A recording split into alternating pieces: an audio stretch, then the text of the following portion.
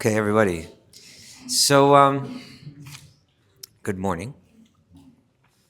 We have been going through a list of 9. We could call them. Sometimes they're called like the limbs of bhakti. We could call them that. We can call them like expressions of bhakti. Call them practices of bhakti, because we said this unique thing about bhakti. Remember that one thing that differentiates it from other paths of yoga is that in bhakti the means and the end are the same. And essentially, what it does is it says, here's what existence in reality looks like. Here's what existence in perfection looks like. Here's what existence in your fully realized yogic self looks like. Just start acting that way right now. Practice living that way right now. Practice engaging your mind and your body in that way right now. And then what you're doing won't change, but it will mature. And when it's fully mature, you're in the state called bhakti, no longer the practice of bhakti, but the perfection of bhakti. Does that make sense? Yes? I'm always looking for a response from people. I need to feel it. Yes, I need to feel it. So we went through Shravanam, which meant hearing these sacred texts, Kirtanam, which meant really glorifying, speaking and chanting glories of the divine.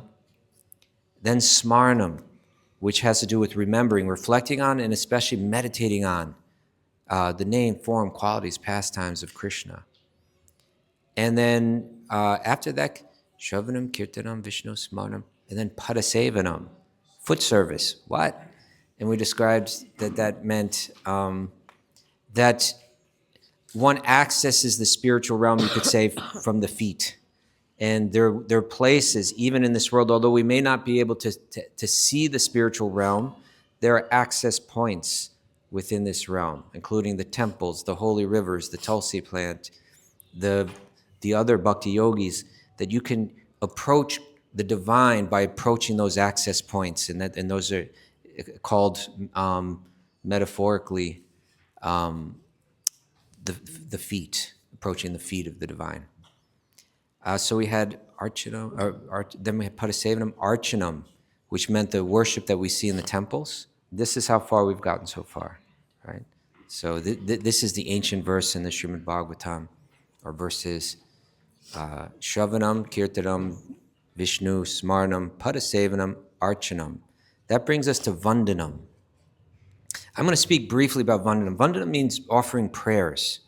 I'll just draw your attention to this painting right here before we get there. And this is not so much about Vandanam, but can everyone see this painting? Is everyone, maybe some of you are not quite familiar with this image or what it means, or maybe you've seen things like this, but you're like, what is that all about? This is a painting of Lord Vishnu.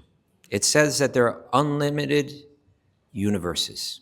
Now we hear a lot of talk about this, right? Like multiverse, people say, that there's many, many universes. The yogis have been telling us this for a long time, that this is just one universe. Sometimes to just give us an idea, not even a mathematically accurate representation, but just give an idea. You all seen the mustard seed? Tiny little black seed. Here in India, it's used quite a bit. If you could imagine if you had a big burlap bag full of mustard seeds, how many mustard seeds would be in there? Can anyone count? Oh my God, there's so many. They say it's something like that, but it's actually far more than that, right? So this universe is just, in one sense, it's so tiny, so insignificant in one sense. But within every single universe, it says that all of those universes come out of the body of Mahavishnu, the great Vishnu, the massive Vishnu. Unlimited universes coming out. And then within every little mustard seed of a universe, which we can't even calculate how large it is, then Vishnu expands again into this form called Garbho Dakshay Vishnu. Garbha refers to the navel. And from his navel grows a lotus flower. It's a little hard to see. Could you zoom in on the lotus flower? There we go, coming out from the navel. Come on down a little bit if possible. The other way? No, the other way. The other lotus. Yeah, that. Yeah. Okay. And then, other way. Yes, yes. So sitting, it's not represented. It's hard to see in this low res image, but that is Brahma, born upon that lotus. The first being other than Vishnu in the universe is Brahma. He's the creator, the universal creator. And we're going to zoom in on a very interesting conversation between the universal creator and Lord Vishnu before the creation. Kind of like perhaps the first conversation that takes place in the universe. Would you like to hear what that conversation is? Okay. We won't hear that right now. First, we're going to talk about Vandanam, but we'll get to this. I just wanted to share this painting with you first because we're going to come back to it in a moment. Okay, please move on to the next slide. Vandanam. Offering prayers, obeisances, and heartfelt words to the Lord. It is a practice of turning one's inner life. This is the real, let's key in on this phrase right here, inner life. Turning one's inner life into direct conversation through expressions of gratitude, confession, praise, dependence, and longing, right? There's many types of prayers. There are prayers of praise. There are prayers of confession. I've wasted, you can hear this in the songs of the great bhakti yogis. I've wasted my life ignoring you, right? Sometimes, like this is the kind of thing we do see in like love stories, is it not? That there's a lover that's been offered, there's someone very worthy of their love, someone offering them love, and they've been ignoring it. They went after someone else. They chased some other potential lover, but then we find out that other potential lover in the end was a creep, right? They were selfish. They had some other motivation, and then, meanwhile, that person that had the pure love for them was there all along. You've heard this. You're familiar with this kind of romantic comedy kind of plot. Yes. And then the person realizes, what was I doing? I was ignoring you all along. You were the one. You were the one that always cared. And so you express a sense of regret or confession. I've wasted my time, right? So we see the great bhakti yogis, sometimes they're praying like this. What have I done with my life? Everything I have, you've given me. My very existence is by your grace, and you offer me pure love, and I turn away from you. How crazy I've been, so that's a maybe an uncomfortable thing, a vulnerable thing to say, but it's a real thing to say. It's entering into reality. But we'll talk about this. I know sometimes these things sound uncomfortable, but praise, dependence, longing, especially this longing when the bhakti yogi advances, I'm longing, right, to be with you. We hear that in romance as well, right? These love letters, they have all these love letters from. Well, I don't know. I've seen documentaries, but like in the American Civil War, they go back and they find these love letters, like letters that the soldiers are writing to their families or to their wives, and it seemed like people read more and wrote better back then because like they're really, it's like poetry that they're writing. How I long to be with you. If I ever see you again, this will be the happiest moment. This will be the greatest blessing for my eyes to see your face again. Like that. They have this love in their heart is expressed. This is the way the yogis are praying like this. Sometimes it's in that longing. When will I see your face again? So anyway, there's all kind of prayer. I don't want to speak too long on Vandanam. I know that I was given a vision of prayer as a boy that I don't know, it kind of, maybe myself and other people like me, it kind of got stereotyped into something that was kind of unpleasant. Either it's almost like an admission of one's own weakness, based on some kind of faith that maybe isn't even fully developed or developed very much at all. And it was also kind of something that you had to do.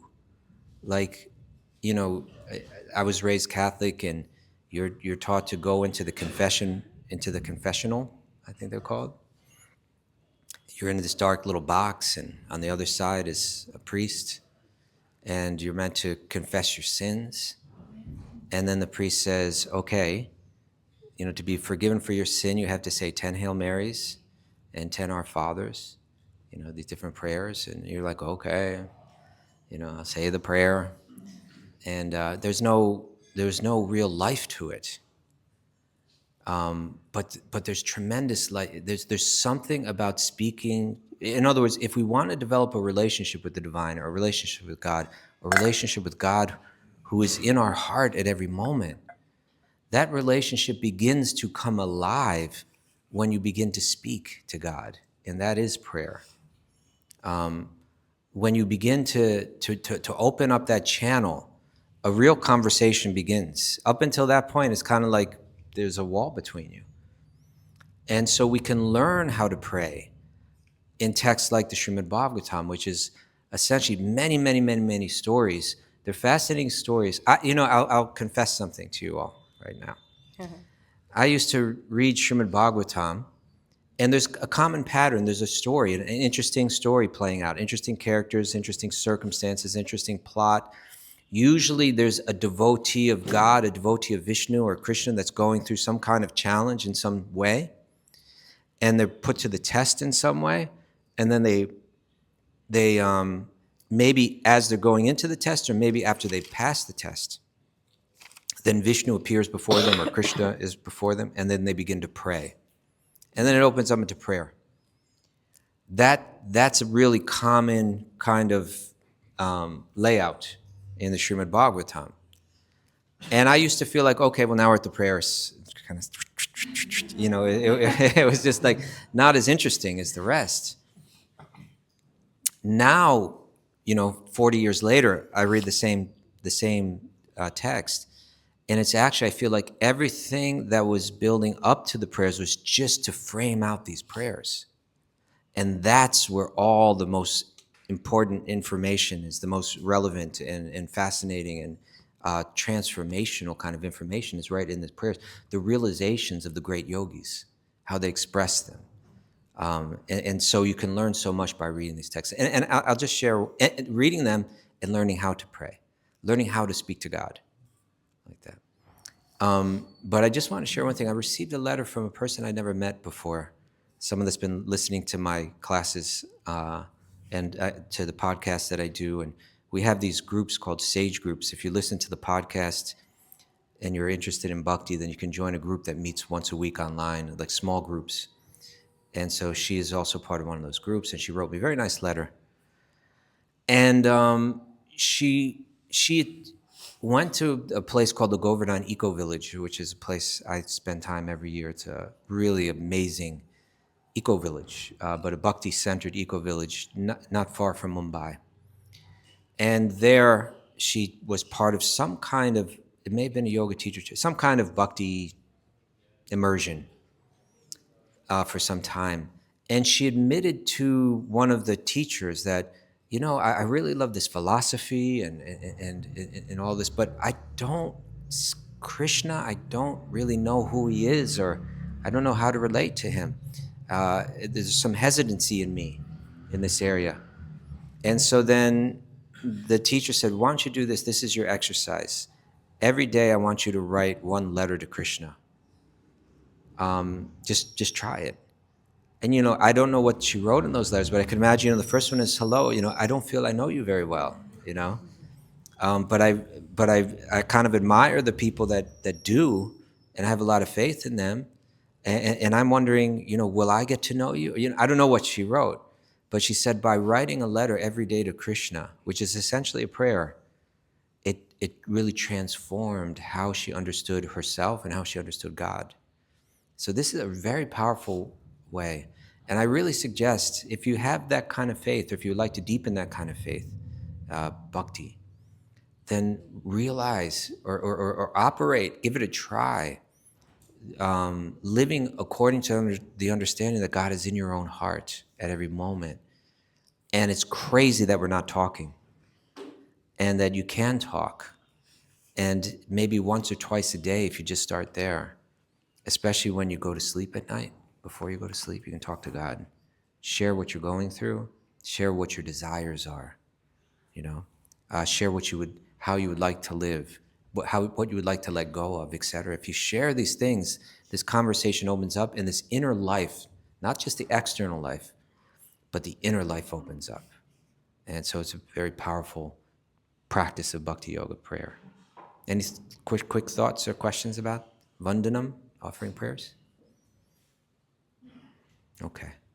How many of you, well, I don't have to have you raise your hands. How many of you pray? How many of you don't? But it's something really worth. It's not as, try not to, if you've been conditioned to thinking of prayer as something that's not incredibly rich and deep and connected to a very rich, deep philosophical tradition. If you understand it some other way, maybe revisit it and see what it can be to you. Yes. I'm remembering you two from Govardhan, right? You met before. Your name again? Shami, that's right. And your name? Fabi. Shami and Fabi. From Netherlands? Germany, okay. Yes. I have a question. Is this like can I combine Vandanam with all the other practices before, or is it like a standalone, or how, like? It's mentioned that each one of these 9, one of them is enough. If one enters in fully into one, it's enough to achieve prema. So any one could be done, but commonly devotees are engaged in many of them, if not all of them, at least eventually all of them. So yes, certainly it's natural that it combines. I mean, again, we're going to read Bhagavatam, that's Shravanam, hearing Bhagavatam, and then we're learning through that Vandanam, how to pray. So Yeah, I was meaning like in the same time, like for example, Kirtanam can be a prayer, or Smaranam can be a prayer, or is it like? Well, here the distinction is being made by Sri Prahlad, right? In Bhagavatam, he's saying these are distinct, they're different, but certainly they're related. They're closely related. So Kirtanam means that I'm glorifying God. You can do that through prayer. You can do that through prayer. But I think especially essential to understand prayer is I'm directly communicating with God. Kirtan means maybe in Kirtan I'm communicating with someone else too, or something like that. But there's this kind of personal connection through Vandanam that's very direct and it may be essential to understanding what it is. All right. Thank you, Shami. All right, let's move on to Dasyam, okay? And I want to share this before we get into Dasyam, Sakyam, Atmanavedanam. These are the last 3. And they're interesting. So far, everything that we've gone through is kind of like something that we can see as an external practice. Hearing, chanting, meditating.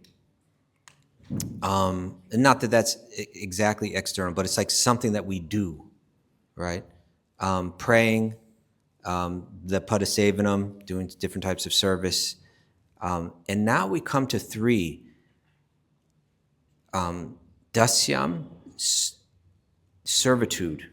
Here we have it, becoming the servant. What we're talking here is not exactly a particular type of service, but an attitude, an identity, essentially, that I am the servant. Then there's going to be friendship. I am the friend. And then Atmanavedana, surrendering everything. And this can sound, I understand that when we phrase these things, it can sound, hold it, but we're not supposed to surrender everything. What we're talking about here, we use phrases like unconditional love in this world. And what we're talking about, what these great bhakti yogis are talking about, is what unconditional love actually looks like. And when you achieve it, you surrender everything. But there's nothing to fear. There's vulnerability in love, but that vulnerability, the negative consequences only play out when you haven't found the right object of love. And maybe we'll talk more about that later. But I wanted to get into Dasyams. Here I have it defined as relating to Krishna as a servant and seeing service as one's very identity. It is the mood of living not for one's own ego or enjoyment, but for his will and pleasure. Well, why are we not living for our own enjoyment? Isn't that what we're supposed to do in life? Why would someone not live for their own enjoyment? We're being asked to think a little deeper here. We're being asked, even as Vedantins, to say, perhaps I've lived many, many lives trying to find pleasure for myself, that's been the basis, the foundation of my strategy in finding happiness. But if I'm thoughtful about it, I see it never actually succeeds. That whatever pleasure I attain in this world is followed by pain. That whatever happiness I achieve in this world is followed by unhappiness. That's the nature of this realm. And my nature is somehow beyond that. My nature is happiness fully. My nature is happiness consistently, steadily, always. And that's not being fulfilled. It's not being uncovered through pursuing happiness through the material realm. So what if my entire premise is wrong? What if, and this wisdom is everywhere. You know, it's the golden rule. It's in the Bible, right? What is it? It is more blessed to give than it is to receive. You've all heard this before, yes? And if you go into the original language, I examined this biblical verse once and found that in the Greek, I believe, or in the Aramaic, when it says that one is more blessed in giving than in receiving, really this blessedness, it says that one gets deeper happiness. One is blessed with happiness through giving more than receiving. Now, if we're thoughtful, if we're a bit refined, we'll see that that's true, right? Isn't it like when we're young, maybe our heroes are like superficial people? Not that the people are superficial, but our reasons for them being our heroes are superficial. Like when I was a boy, my heroes were athletes, right? I was impressed by them.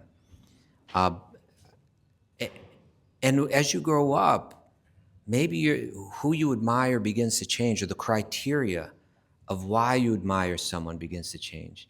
And it can change, I think, if we're growing.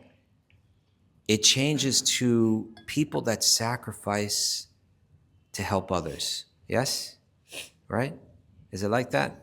Have you all gone through that a bit in yourselves, right? You begin to say, oh, those people, that's real heroism, not being able to hit a baseball or kick a ball into a net, right? The real heroism is when someone really gives of themselves for others, when someone lives selflessly. And the idea is that when one actually does that, one's own life becomes richer. That our happiness was not dependent on trying to arrange the world in such a way where our senses are being satisfied, but to actually move in harmony with my own nature, which is the nature of service. And that when I serve others, when I please others, actually I become pleased. That's the key here. So when we speak about becoming the servant, adopting service as one's very identity, in the mood of living not for one's own ego or enjoyment, but for his will or pleasure, that can, on the surface level, that can sound like, what? Right? That you're giving up the whole strategy for happiness. No, this is the actual strategy. Try this strategy, right?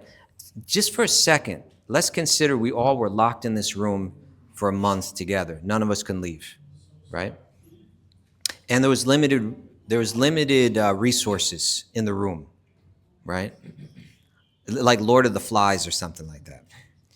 And imagine if all of us were invested in one mentality or the other. Imagine if all of us were invested with the mentality, if we all had this mentality, each one of us individually had the mentality that the first thing I need to do in this world is look out for myself, my own security, and my own happiness is the most important factor. Other people's happiness is a secondary thing. If it's there, good, but if it's not there, what can I do? We could all be thinking like that. Or what if we all thought, I see myself first as a servant. I'm willing to sacrifice for the good of others. What if we all had that? Which is going to be a better world, right? Which mentality is going to facilitate our well-being and our happiness in this room for a month? What do you think? A or B? Right? Both? How so? Both. I'm sorry? It's the maximum facility. Possibility. I don't understand. They're opposite ideas. Okay, we'll disagree. We'll agree to disagree on that. I think a selfish attitude is different than a selfish attitude. I think a selfless attitude leads to the greatest benefit for the self. But I think caring about others is very different than not caring about others. Making the priority of my awareness that I live to serve is a very different idea than I live to be served. Okay, but if we have different ideas, that's fine.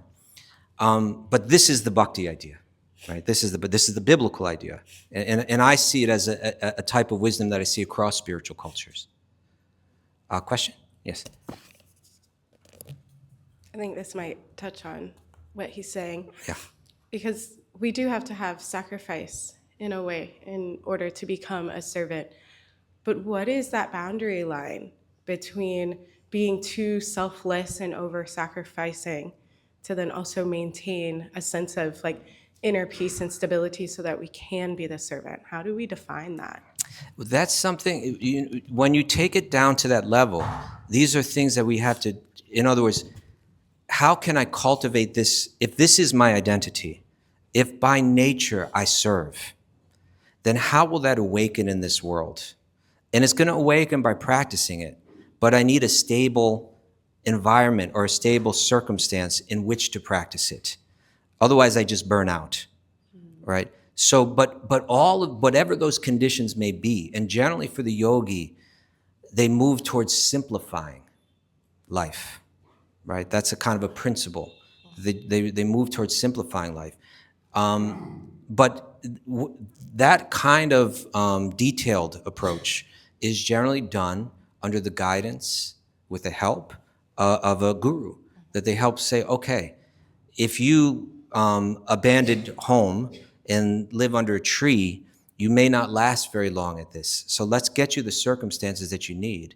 But the theme or the purpose of it all is to more deeply cultivate this mood of service. Does that play?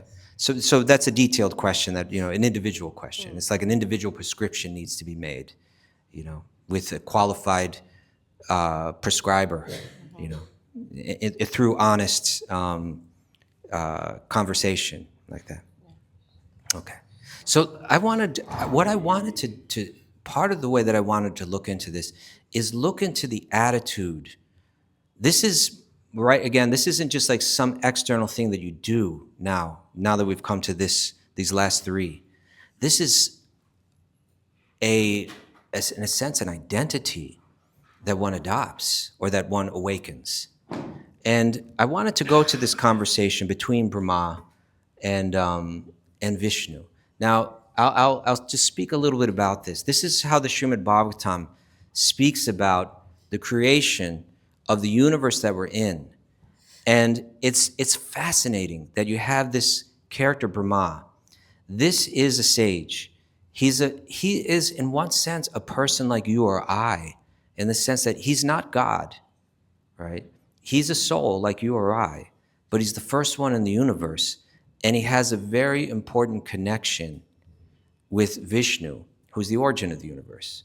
He's born on this lotus into darkness. There's no creation yet. There's no sun, right? There's no moon. There's no source of light. He's born and he's confused. And you see, when we think of Brahma, we're thinking of the supreme intelligent being. The person the one person in, how many living beings are there in the universe? There's no way that we can count, but here's the one that is gifted with the greatest intelligence and the greatest empowerment. We generally move through the world trying to adjust the external energy in a way to suit our desires. if there's one person in the universe that has the greatest ability to adjust the external circumstances, it's Brahma, who's the one that's created those circumstances. He's created the planets and the solar systems, and he's created the species and the bodies, and it's incalculable what this being is empowered to do. But he goes through the same kind of stuff that we all go through too. So in other words, if the most intelligent person is going through this, if the person with the greatest ability to adjust things in the world is going through this, well, maybe we need to understand that there's no circumstance in the material world that we can create ourselves or that we can adjust ourselves that is ever going to be fully satisfying. Brahma is given the part of his duty that he's given by Vishnu is to progenate, create all the different species, create progeny, fill the universe up with bodies for living beings to operate in. And the first thing that he does is he creates 4 sons through his mind, right? And those 4 sons are the 4 Kumaras, these great sages. And just like any parent, there's great joy in having children. And just probably like most parents, he's expecting that those children are going to happily, engage with him in the mission that he has in life, which is to follow this order of Vishnu and create progeny. But they all are like these deep sages, and they're saying, we're thinking that if we get involved in creating progeny and populating the world, we're going to become more attached. We would prefer not to get more attached, and so we're not going to engage in that. We're going to, and in order to pull that off, they decide, they're just like little boys, like 3 or 4 years old. They decide, we're just going to stay in little boy bodies. And so therefore, there's no question of us reproducing. And Brahma's like, come on, what is this? Why aren't you listening to what I'm telling you? This is important. And they're like, no, thank you, Dad. We're going to do we have got our own plan, right? Is this, parents, raise your hands. Have you felt this feeling before? Why don't they do what I say? I know better than them. This is right. The very first parent in the universe is feeling that feeling, right? Then what does he feel? Anger, right? Frustration and anger. And from that anger, Shiva appears from his. Shiva begins to cause problems for him. Then he becomes embarrassed. He becomes humiliated. It's one thing after another that he goes through. The one person in the universe that has the greatest power to adjust things for his pleasure, and he can't control it, right? It's moving against his will. And that's the way the world appears to us. It moves against our will, no matter how hard we try. But we have to change the strategy. If I'm thinking that the world's meant to serve me, the world's meant to suit my desires, we're going to be frustrated. But if we can think like a servant, that I'm meant to serve, right? Then everything changes. And we get a tremendous amount of relief. So I wanted to read some of the conversation that's going on at the beginning of the creation of the universe. Perhaps the first conversation that ever really took place between Brahma, who's sitting on the top of this lotus flower, and Lord Vishnu. And they're communicating with one another. So this is from the 3rd canto of the Srimad Bhagavatam, chapter 9, and it's called Lord Brahma's Prayers for Creative Energy. There's so much to learn about life in these prayers, right? Because we all have some creation to do in this world. We generally think that I'm doing it by my own power. But Brahma was saying, although he was so qualified, I don't know what I'm doing. I need your guidance. I need your empowerment. Please direct me how to move through this universe.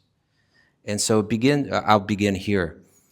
The Lord saw that Brahma was very anxious about the planning and construction of the different planetary systems and was depressed upon seeing the devastating water.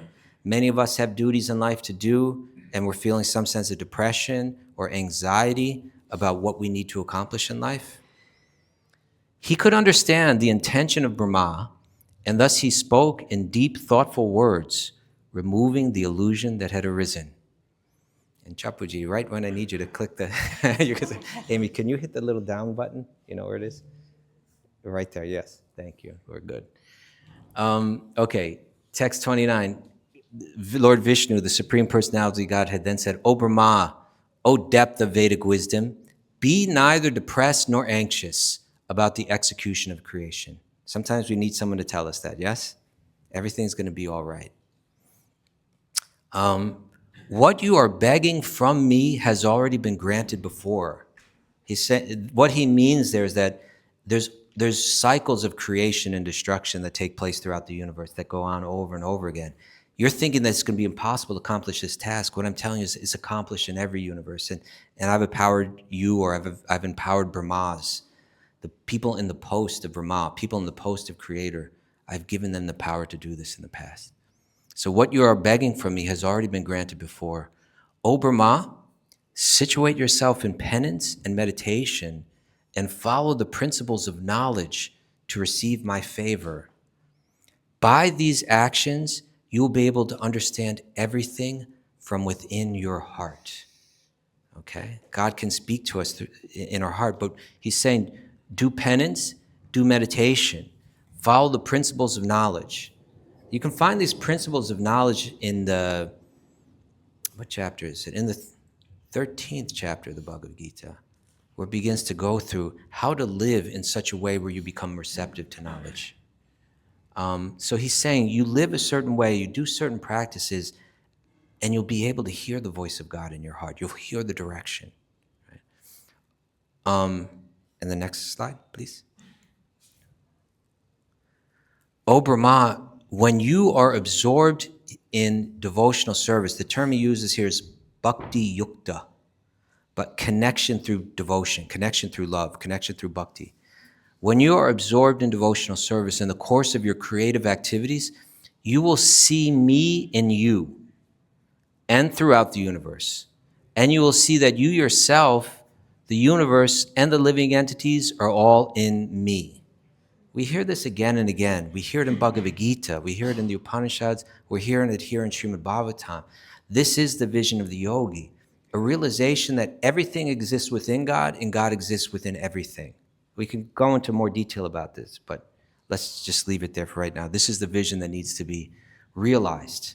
When you realize that, you're relieved of all anxiety. He goes on, you will see me in all living entities as well as all over the universe. Just as fire is situated in wood, right? If we had a log of wood here, would it be possible to light it on fire? Yes? All wood has fire inside it. We may not be able to see it, but we know that it's there, right? We know that it's inside. And so similarly, he's saying God is in everything. We may not be able to see it with these eyes, but we know, right? We know God is inside it all. You will see me in all living entities as well as all over the universe, just as fire is situated in wood. Only in that state of transcendental vision will you be able to be free from all kinds of illusion, right? Otherwise, we see everything as separate. And when we see anything separate from its original divine source, that's the illusion, right? That's by definition, that's the illusion. Next slide, please. Okay, then text 33. When you are free from the, I just want to revisit that last point again. Let's go back. Up button. Thank you. When you see me and all living entities as well as all over the universe, just as fire is situated in wood, only in that state of transcendental vision will you be able to be free of all kinds of illusion. If I'm seeing God in everything, and everything in God, I'm understanding ultimately nothing is mine. God is everywhere. Everything is the energy of God. Everything belongs to God, including my body, my mind, and even myself. And this is perfectly consistent with that strategy that I will not be satisfied by ignoring that truth and operating an illusion that this is mine, right? That strategy will always fail, right? So if I see everything as God, then naturally I can enter into a mood of surrender, a mood of service. And that's what this next text is going to start to get into in the commentary on it. When you are free from the conception of gross and subtle bodies, and when your senses are free from the influences of the modes of material nature, you will realize your pure form The word here uses svarupa, that we all have a form, that these forms are not our real forms, but we all have a pure form, a form that's pure of the material energy, right? A form that's beyond that. He's saying, so you'll reach the state of realization, you'll realize your pure form in my association, in connection to me. At that time, you will be situated in pure consciousness. Okay. Is this interesting stuff? Yes. It's deep, right? It requires a lot of talking about this. But this is really very fascinating, juicy stuff. What the yogis are concerned with is penetrating into this and really understanding what it means. And the way that we're helped with that is that great yogis give us commentaries on these texts. And so this is the commentary by A.C. Bhaktivedanta Swami Prabhupada on this particular text. And it speaks about dasyam. It speaks about service. Would you like to hear it? Yes. Okay. In the Bhakti Rasamrita Sindhu, this is a 500-year-old very important text on bhakti. In the Bhakti Rasamrita Sindhu, it is said that a person whose only desire is to render transcendental loving service to the Lord is a free person in any condition of material existence. That service attitude is the svarupa, the real form of the living entity. It's saying that our real form is a form of service. If we actually understood, I may have spoken, I did speak about this in one of the earlier classes, this idea of what is dharma.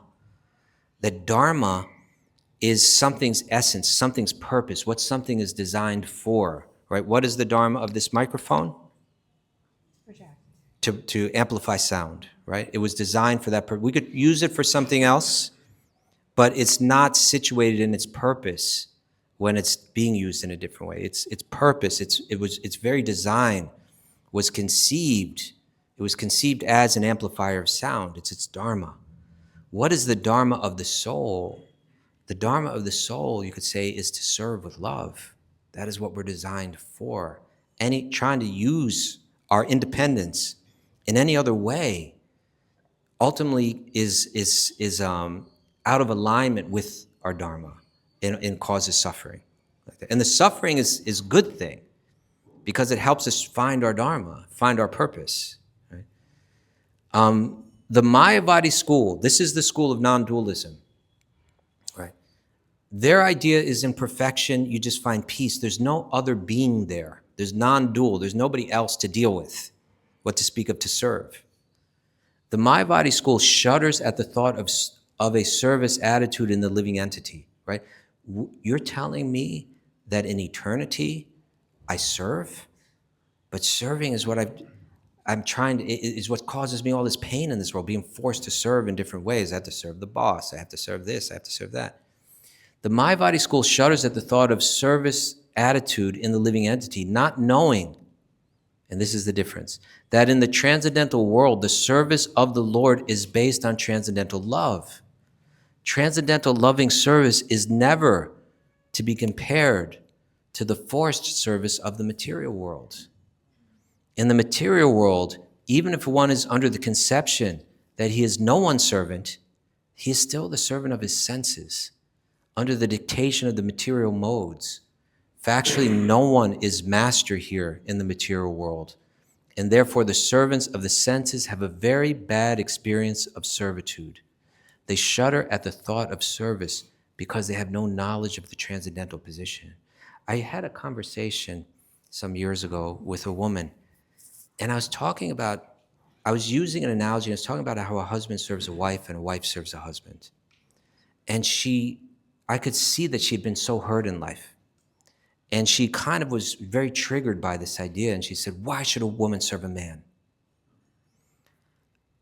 And just in the way that she said it, I could just see years of pain and suffering and probably some type of abuse. And I explained to her what I just felt was the simplest thing. Why does a woman serve a man? Why does the man serve the woman? Because they love the other, right? Out of love, we naturally serve. Service is the natural expression of love. It's out of love. And almost like that idea was foreign to her, right? So this continues. In the transcendental loving service, the servitor is as free as the Lord. right? In love, both parties need to be free. The Lord is Svarat, or fully independent, and the servant is also fully independent, or Svarat, in the spiritual atmosphere, because there's no forced service. There, the transcendental loving service is due to spontaneous love. A reflected glimpse of such service is experienced in the service of the mother to the son, the friend's service unto the friend, or the wife's service unto the husband. These reflections of service by friends, parents, or wives are not forced, but are due only to love. Here in this material world, however, the loving service is only a reflection. The real service, or service in Svarupa, is present in the transcendental world in association with the Lord. The very same service in transcendental love can be practiced in devotion here. So we began by saying in bhakti that the means and the end are the same. The practice and the goal of the practice are the same. So one adopts an identity, I am the servant, eternally, right? And that's my purpose. And actually that strategy for happiness is the successful strategy, because by nature I love, and the natural response to love is to serve. And so this dasyam, this particular expression or limb of bhakti, has to do with saying, realize that other strategies fail.